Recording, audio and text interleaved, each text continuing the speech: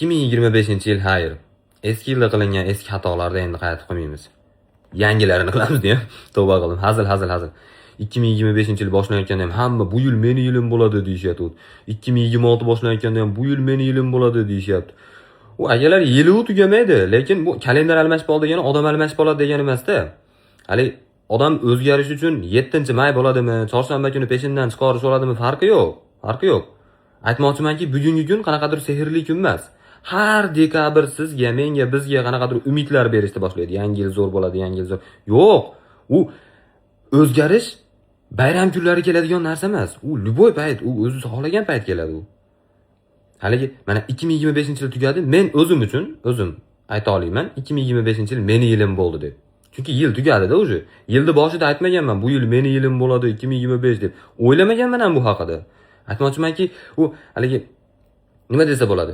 Umid qilib qolsangiz, ishonib qolsangiz, bu umid, ishonch bizni harakatdan to'xtatadi xolos-da. Prosta mana miya shunaqada bitta muammoga bitta yechim ko'rdimi bo'ldi. Boshqa yo'llar haqida, boshqa variantlar haqida o'ylamaydi. Ashunga ishonib turaveradi. Shuning uchun haligi aytganimizdek yil kalendar almashib qoldi degani odam almashib qoladi degani emas. Chunki mana bugun maza qilasiz, dam dolasiz, kayf qilib, ertalab bitta turasiz, kreditlaringiz turaveradi, muammolaringiz siz bilan turaveradi. Haligi pulingiz ko'payib qolmaydi o'zidan o'ziga, hech narsa o'zgarmaydi. Ashsiz turaverasiz ertalab. Lekin shu narsa haqida bugun o'ylasangiz, muammolaringiz haqida. Hali boya aytganimdek, bugungi damni ham ola olmaysiz, maza ham qila olmaysiz. Shunday ertalab turasiz. Aytmoqchimanki, bu haligi muammolaringlarni ham yaxshi ko'ringlar o'zingizlar. Chunki ular sizlar bilan-da baribir. Ular o'zinglardagi bo'lgan hamma narsani yaxshi ko'ringlar.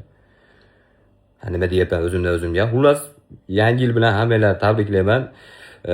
2025-yilda meni qo'llab-quvvatlagan hammaga katta rahmat. 1.150.000 odamga chiqdik, to'g'ri? 1 yilda emas u. 7-8 oyda chiqdik. Hammalarga katta rahmat deyman.